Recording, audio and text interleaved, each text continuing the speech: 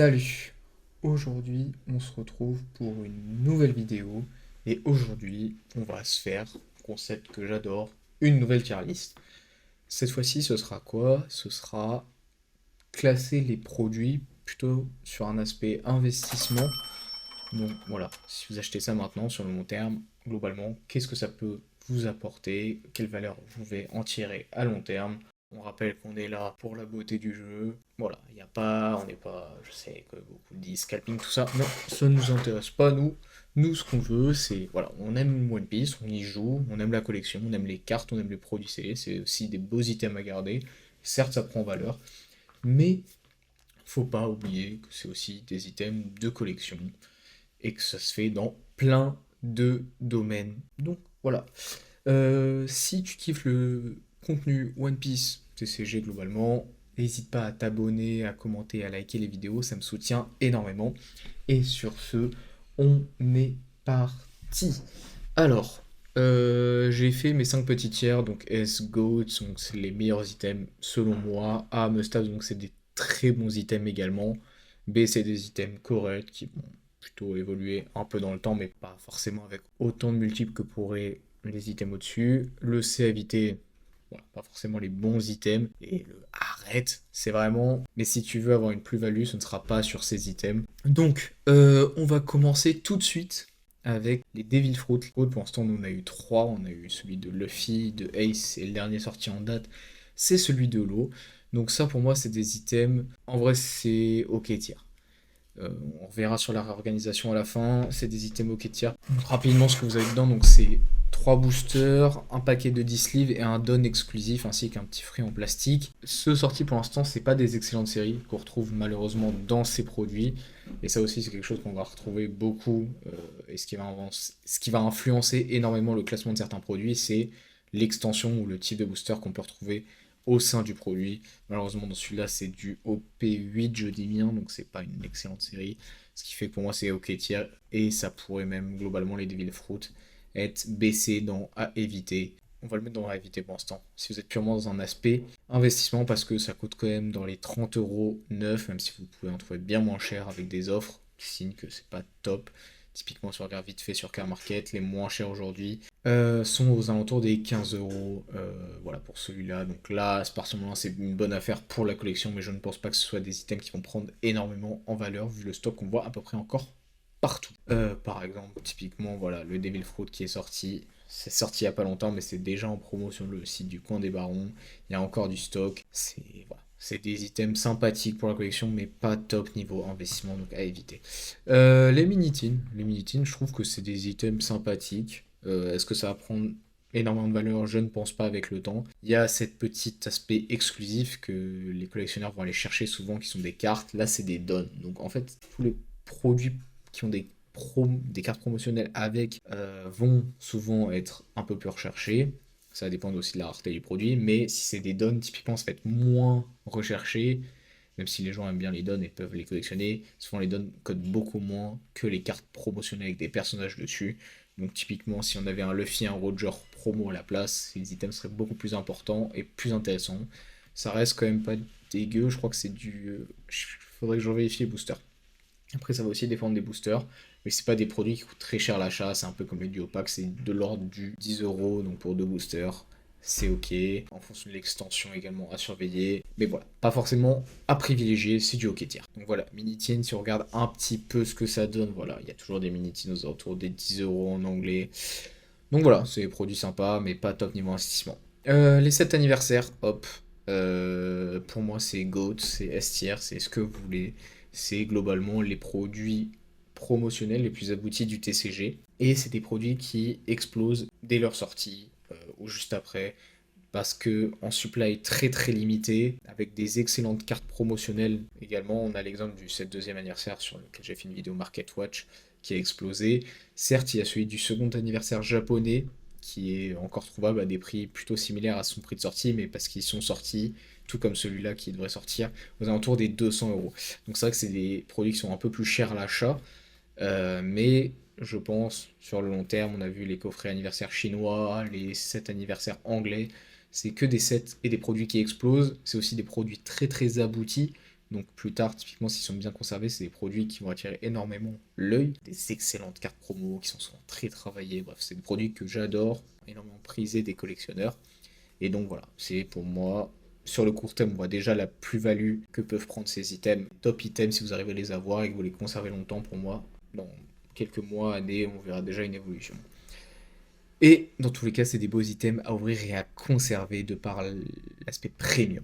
Les gift collection, c'est pareil, c'est des produits sympas, promotionnels, qui méritent... enfin, en fait, vous avez des boosters ainsi que des cartes promo aléatoires à l'intérieur. C'est des produits sympathiques, mais on en trouve aujourd'hui toujours voilà, aux alentours des 40 euros. Il faudrait que je vérifie le prix de sortie, mais c'est des produits sympathiques mais c'est pas l'item déjà le plus commun sur lequel les collectionneurs vont s'orienter plus tard. Voilà, faut connaître un peu, etc., le type de produits qui sont sortis. On a juste à voir que depuis 2 ans, ça n'a pas trop évolué en prix pour potentiellement avoir une vision dessus sur lequel ça va pas forcément énormément augmenter. Les livrets, je pense que c'est du hockey tier également. Pourquoi? Parce que les livrets, c'est des cartes sympas pour la collection, mais c'est souvent des livrets qui sont ça va dépendre, peuvent être vendus cher. Il y a souvent beaucoup de stock sur certains livrets. Je parle pas typiquement du base qui va sortir exclusivement au Japon a priori, ou de ceux qui sont assez limités, etc. Là, c'est vraiment ceux que tout le monde peut avoir, qui sont très sympas dans l'aspect collection, qui ont souvent des très belles cartes. On omettra celui du live action que je trouve pas fou. Mais voilà, c'est des produits qui peuvent être vendus autour de 30-40 euros de base et qui prennent pas forcément de valeur, sauf certains très spécifiques. Mais voilà, la plupart, c'est des items sympas de collection, mais pas trop d'investissement. Même si sur un très long terme, ça pourrait prendre de la valeur. On va regarder peut-être un peu, typiquement pour illustrer ça. Vous voyez, c'est des livrets qui n'explosent pas du tout. Voilà, on en voit 12 euros en anglais, des livrets premium collection. Alors là, celui que j'ai mis sur la tier list, c'est du red, donc c'est un peu différent. Mais globalement, c'est livré comme ça. C'est pas les items à privilégier. Le booster, bah, vous savez quoi? Moi, je vais mettre à éviter d'un point de vue purement investissement. Je suis peut-être un peu dur. Ok, tiens. Parce que pour moi, le booster, alors déjà, il faut savoir sur quelle série s'orienter. Pas si simple que ça, même si on peut s'en douter si on est un peu dedans, mais si on découvre tout juste, c'est pas facile et acheter n'importe quel booster qu'on trouve dans une boutique, c'est pas forcément la bonne solution. Pour moi, les boosters, c'est un item piégeux, surtout actuellement, parce qu'on voit tout ce qui peut se passer autour des boosters dans un TCG. Certes, c'est un item très très accessible, potentiellement le plus accessible du TCG vu que c'est le produit de base, mais globalement, c'est des items qui ne garantissent aucun taux de drop. Donc, pour les collectionneurs, ça se revendra beaucoup moins cher. Qui peuvent être pesés, triés, tout ce que vous voulez, qui peuvent être sortis de display ou de case, dans blister, dans lesquels on sait que tous les hits ont été sortis, donc c'est des boosters morts. Enfin bref, pour moi, c'est des items très problématiques. Aujourd'hui, les gens ont été énormément peut-être traumatisés par tout ce qui se passe justement autour de ce phénomène des boosters. Ça pourra arriver sur les displays, on en discutera, mais voilà. Donc pour moi, les boosters, c'est ok si vous avez un très petit budget, mais c'est vraiment pas du tout l'item à prioriser. Autant s'orienter vers des items promotionnels, typiquement une Minitine, dedans vous avez le prix de 2 boosters. Ça va dépendre de le booster également. Voilà, si c'est un booster d'une bonne série, OP9, OP05, OP13, c'est potentiellement des items qui sur le très très long terme peuvent avoir pris de la valeur. Mais dans ce cas-là, peut-être autant économiser et s'orienter vers une display dont on reparlera juste après. Les playmats, c'est. Je pense que c'est à éviter. C'est vraiment pas le genre d'item vers lequel on veut s'orienter en tant qu'investisseur. Les playmats tout court sans carte promo, arrête. Vraiment arrête. Faudra que je les rajoute, mais c'est arrête. Et les playmats avec une carte promo. Ça peut être intéressant si vous avez une bonne offre. Souvent les cartes promo cotent quasiment autant que le prix du playmat. Mais voilà, c'est vraiment que pour les collectionneurs vraiment très très très investis parce que vous n'avez pas de booster. Et du coup, bon, ça peut... En fait, vous allez remarquer un truc, c'est que la partie scellée avec des boosters va toujours mieux s'apprécier dans le temps que potentiellement une carte ou un produit même scellé qui ne contient pas de booster. Mais voilà, si on regarde un peu, hein, typiquement, le playmat aujourd'hui il se vend autour des 45 euros, on va dire. Le dernier est sorti en date, donc avec le tapis premium et la carte vaut en elle-même à peu près 25 euros. Donc si vous voulez juste la carte, et au lieu de vous payer un tapis à 20 euros qui est sympa mais sans plus, peut-être vous en rentez juste sur la carte, sur des plateformes comme Card Market, ça vous évitera de payer 2 fois le prix, juste pour avoir un petit tapis en plus. Donc à éviter, je pense que on est assez clair. On pourrait limite le mettre de arrêt vu qu'il n'y a pas de booster. Les displays, alors pourquoi j'ai mis 2 displays? C'est pas pour la langue, même si on pourrait en parler, ça pourrait changer des trucs. C'est pour catégoriser un peu les types de séries. Donc les displays hype, on va commencer par les displays des bonnes séries. Donc, voilà. Là j'ai mis au P13, on pourrait le mettre au P9, au P5. Au P01 c'est encore autre chose parce que c'est la première série que bon, aujourd'hui c'est plus forcément des displays très abordables, ni au P05.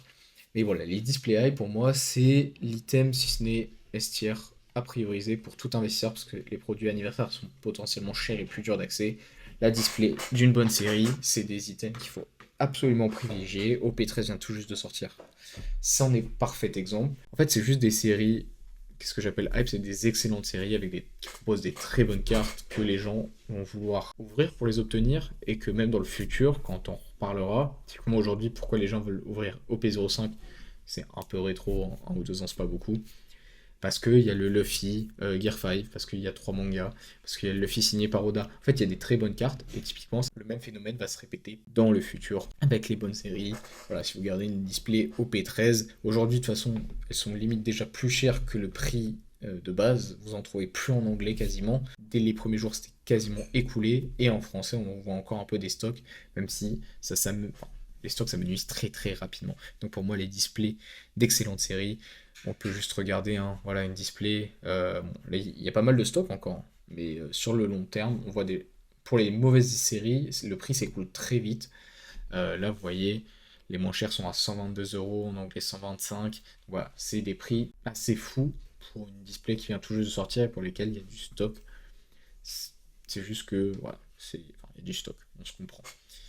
Typiquement, là, un exemple d'une série qui a explosé, OP05, la moins chère actuellement est à 315 € et en français, la moins chère est à 350 €. Et on voit que c'est que des faibles chiffres, donc ça explose. Et voilà, les displays de bonne série, pour moi, c'est l'item à privilégier qui est un peu cher à l'achat. Sauf si, quand vous l'achetez au bon timing, c'est autour d'une centaine d'euros. C'est plus intéressant que d'acheter que des boosters séparés ou plein de petits produits promo.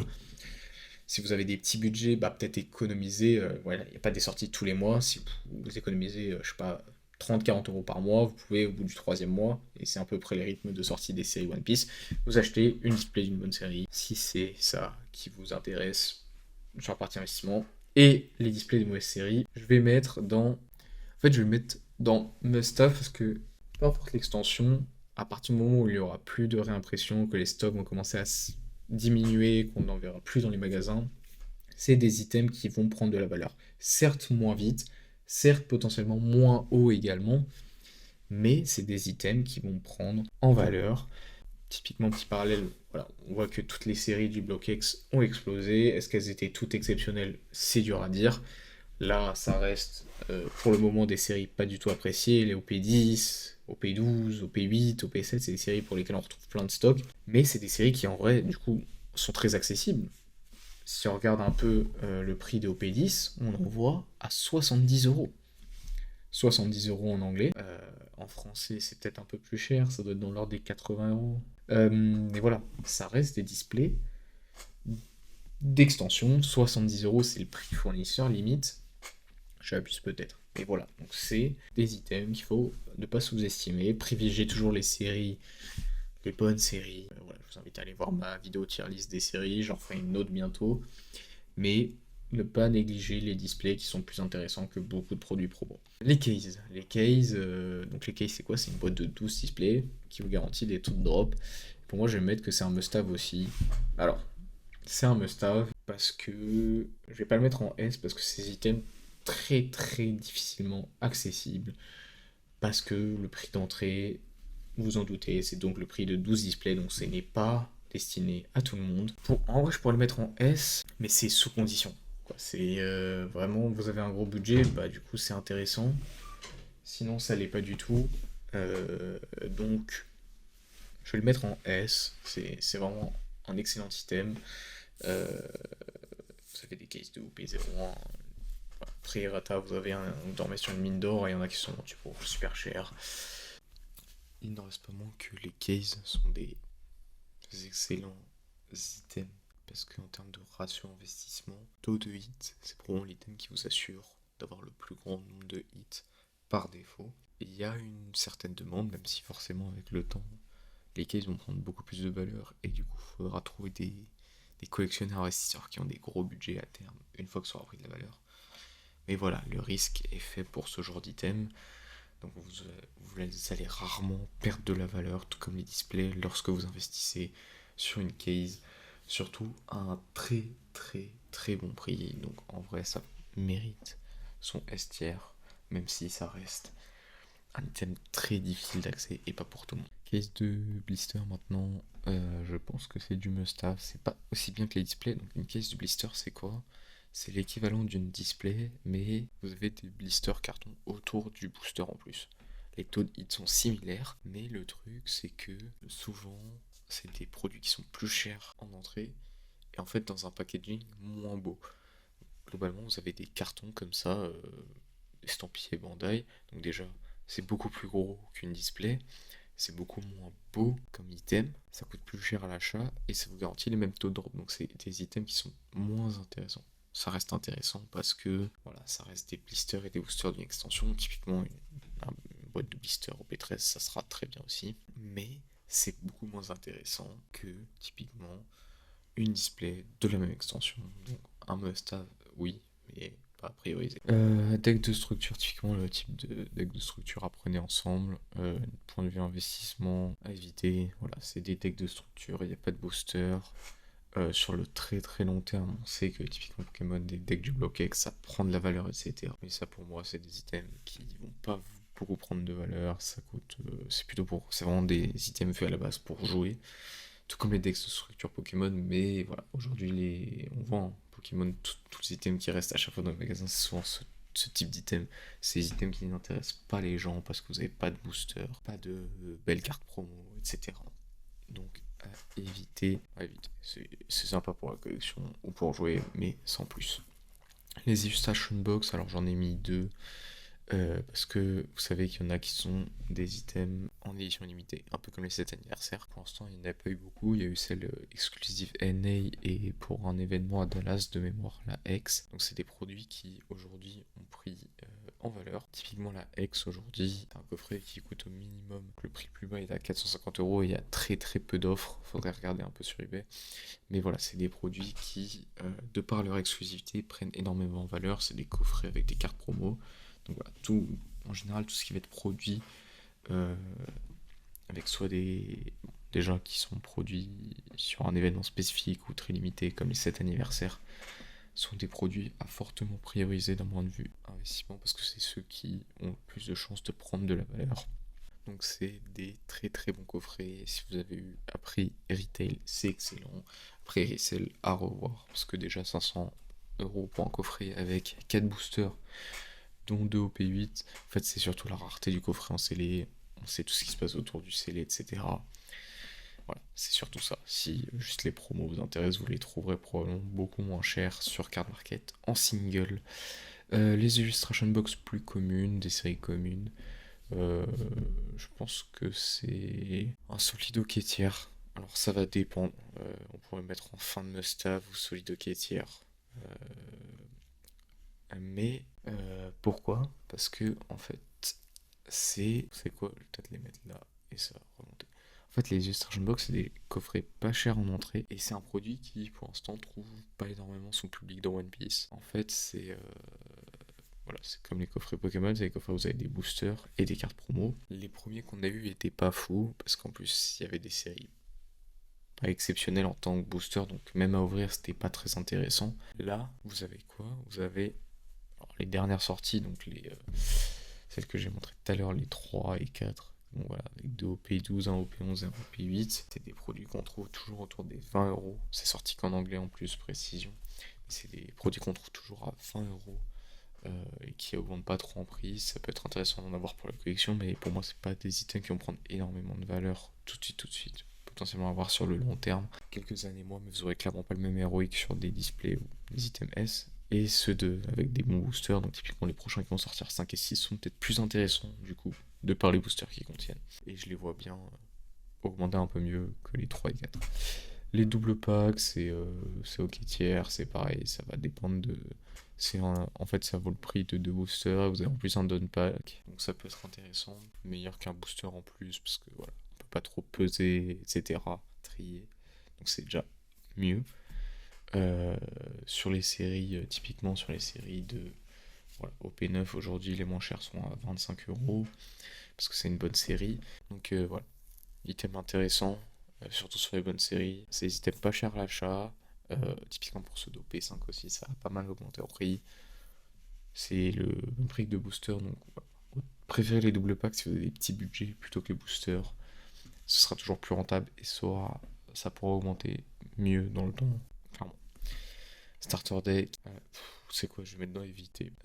Les starter decks, c'est des items qui sont faits pour les joueurs. Si vous avez vu ma vidéo, comprendre tous les produits du TCG One Piece, c'est des produits faits pour les joueurs. Et je pense que c'est à éviter d'un point de vue collection. Vous avez des items sur lesquels vous pouvez vous concentrer, qui vont être beaucoup plus intéressants. Même si c'est vrai que One Piece fait bien les choses avec des boosters en plus pour voilà, ajouter un peu plus d'attractivité à ce produit. Ça reste un item fait pour les joueurs, énormément imprimé, qui ne prendra pas beaucoup de valeur sur le temps. Les seuls qui prennent un peu de valeur, donc ça c'est les starter decks classiques, le Shanks de ST en 3 à 12, 15 balles. Il y en a partout sur tous les sites en promo. Vous en trouverez assez facilement. Les seuls qui ont pris un peu de valeur et qui sont peut-être un peu d'items de collection, c'est les decks de structure pré-rata liés à OP1, donc de ST01 à ST04. Donc il y a Luffy, Kid, Kaido, Crocodile, je crois. Et ces 4 là, en effet, s'échangent pour un certain prix, surtout le Luffy, parce que c'est des pré-rata qui ne seront jamais réimprimés. Donc tout ce qui est pré-rata ou avec même dans OP13, la pré-rata Ace, c'est des items qui ne seront pas réimprimés.